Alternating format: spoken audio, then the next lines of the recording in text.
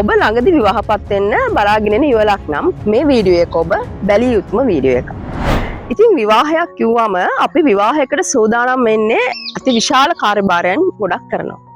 ඒ අතර ඔබ රූපලාවන්‍ය ශිල්පිනියෙක් තෝරගන්නවා, ඊළඟට ඡායාරූප ශිල්පීන් තෝරගන්නවා, ඔබ හෝටලයක් වෙන් කර තබා ගන්නවා, ඇඳුම් ආයිත්ත මේ ආදී වශයෙන් ඉතා විශාල කාර්යයන් ප්‍රමාණයක් ඔබ සූදානම් කරගන්නේ සෑහෙන කාලෙක ඉඳන්.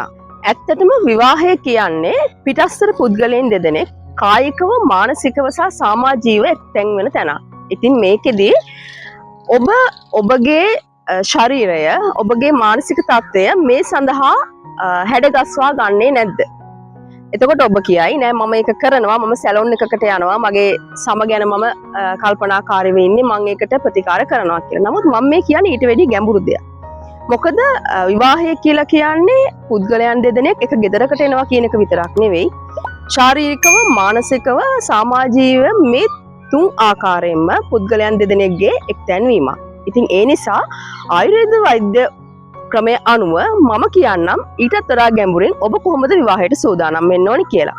මොකද ආයුර්වේද වෛද්‍ය ක්‍රමය කියන්නේ රෝග සුවපත් කරන වෛද්‍ය ක්‍රමයක් විතරක් නෙවෙයි, ඔබ රෝග නැතුව සුවදායීව ඔබේ නිරෝගී බව පවත්වා ගන්න කොහොමද කියලා උගන්වන විද්‍යාවක් නිසා. විවාහය කියන එක වෛද්‍යවරයෙක් විදිහට මම කැමතියි විස්තර කරන්න. මොකද ඔබ හිතුවට විවාහය කියලා කියන්නේ පුද්ගලයන් දෙදෙනෙකු එක ගෙදරකට එකතු වීම විතරක් කියලා. එහෙම නෑ. මේක ශාරීරිකව, මානසිකව, සමාජීයව අතිවිශාල පෙරලියක් කරන සංසිද්ධියක් වෙන නිසා.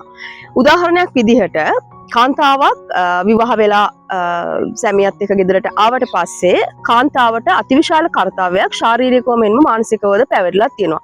ඒකට හේතුව තමයි විවාහය කියන එකේ අපේ පළවෙනි රාජකාරියම නැත්තම් වැදගත්ම රාජකාරිය වෙන්නේ අපේ ඊළඟ පරම්පරාව බිහි කිරීම. එතකොට ඒ කර්තව්‍ය වෙනුවෙන් අපි මොන ආකාරයකටද අපේ ශරීරය සහ මනස හැඩගස්වා ගන්න කියන එක තමයි මෙතන වැදගත් වෙන්නේ. ඊළඟට විවාහයේ දවසේදී සිදුවන කායික මානසික බලපෑම ඉදිරියේදී විවාහයේ සාර්ථකව පවත්වාගෙන යන අතිශයින්ම වැදගත් වෙනවා. ඒ නිසා තමයි මම මේ කතා කරන්නේ ආයුර්වේද වෛද්‍ය ක්‍රමය, දේශීය වෛද්‍ය ක්‍රමය යොදාගෙන ඔබගේ ශරීරය ඉතා සුදුසු විදිහට මේ විවාහයට මුහුණ දීමට සුදුසු විදිහට ඔබ හැඩගස්වා ගන්න කොහොමද කියලා අපෙන් උපකාරයක් තියෙනවද අපේ වෛද්‍ය ක්‍රමය අනුව කියන එක තමයි මම මේ ඔබට ඉදිරිපත් කරන්න හදාන්නේ. උදාහරණයක් විදිහට අපි විවාහයකට සූදානම් වෙනකොට අනිවාර්යයෙන්ම ඔබ සම ගැන සැලකිලිමත් වෙනවාමයි. මොකද අපි බාහිර රූපය ගැන අතිශයින්ම සැලකිලිමත් විවාහ දවසේදී. එහිදී ඔබ හිතනවා නම් මම සැලොන් එකකට ගිහිල්ලා රූපලාවන්‍ය ශිල්පියෙකුට කියලා මගේ සම ලස්සන කරගන්නවා, විවාහයේ දවසට මම මේකප් එකක් දාගෙන ලස්සනට ඉන්නවා කියලා. ඒක විතරක් නෙවෙයි මම මේ කතා කරන්නේ.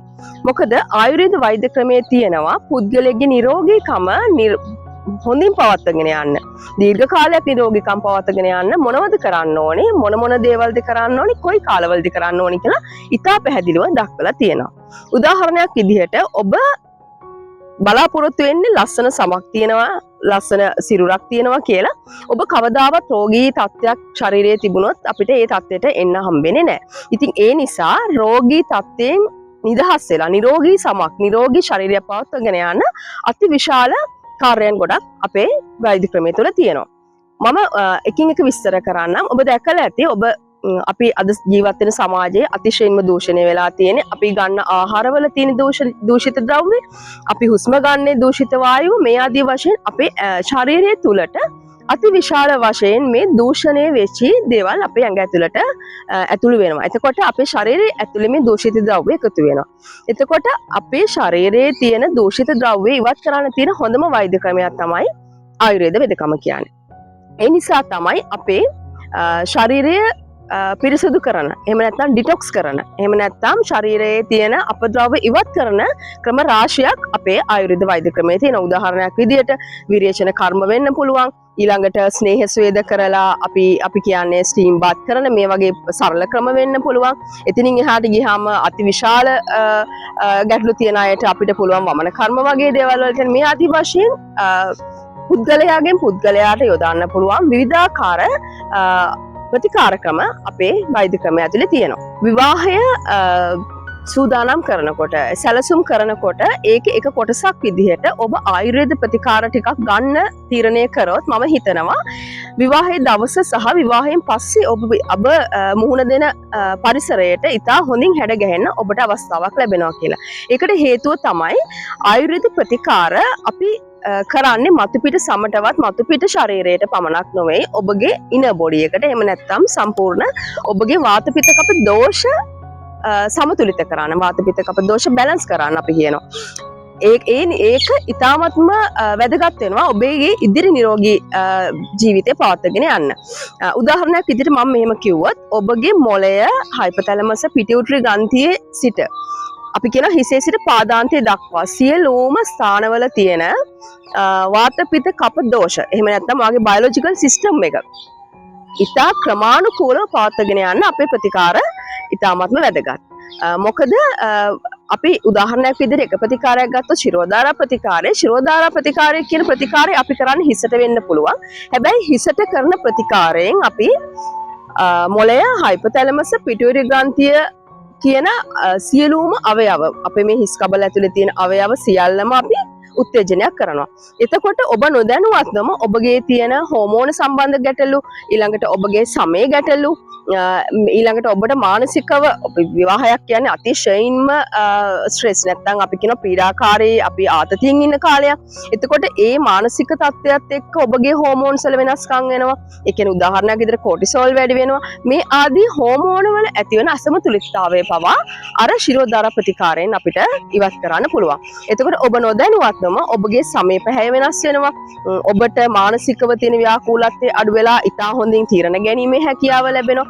මේ සියලු කාරණා විවාහයකට ඉතාමත්ම වැදගත්. මොකද සමතුලිතව වාත පිත්ත කප දෝෂ සමතුලිත කරගෙන සත්ව රජස් තමස් කියන මානසික ගුණ සමතුලිත කරගත්තොත් තමයි මේ දවස් ඔබට ඉතාමත්ම පහසුවෙන් ගත කරන්න ලැබෙන්නේ. තවත් එක උදාහරණයක් මම කිව්වොත් ඔබ දන්නවා අපේ ආයුර්වේදයේ දේශීය අපි මේ විරේචන කර්මය කියන එක ඉතාමත්ම ප්‍රසිද්ධයි. අපි හැමතිස්සෙම කතා කරන දෙයක්. මොකද ඒකෙදි අපි ශරීරයේ තියෙන මල කොටස් අපද්‍රව්‍ය ශරීරයට අනවශ්‍ය කොටස් ඖෂධ දීලා ශරීරයෙන් පිට කරන එක තමයි කරන්නේ. එවැනි කර්ම කිරීම තුළින් ඔබගේ ශරීරයේ උෂ්ණත්වයේ අධික උෂ්ණත්වයේ තියෙන ශරීර තියෙනවා. ඒ අධික උෂ්ණත්වයේ තියෙන ශරීරයත් එක්ක ඔබට අපි කියනවා ગેස්ට්‍රයිටිස් අම්ල පිත්ත රෝගය එන්න පුළුවන්. ඊළඟට ඒ වගේ රෝග මේ තියෙන කාලෙදි වැඩි වෙන්න පුළුවන් ඔබට තියෙන අධික ආතතිය නිසා. එතකොට ඒ ශරීරයේ උෂ්ණත්වය වැඩි වීම ශරීරයේ පිත්ත ස්වභාවය වැඩි වීම නිසා ඔබගේ සමේ ප්‍රශ්න එන්න පුළුවන්. සමයේ පැහැය වෙනස් වෙන්න පුළුවන්. කුරුලෑ වගේ තත්ත්ව එන්න පුළුවන්. මේ සියලු දේ නිවැරදි කරන්න අපිට මේ වගේ පංච කර්ම වලින් යම් යම් කර්ම කරන්න පුළුවන්. ඉතින් මේ එකින් එක ගත්තොත් අති විශාල ප්‍රතිකාර ක්‍රම ගොඩක් අපි ළඟ මේ වෛද්‍ය ක්‍රමය තුල තියෙනවා.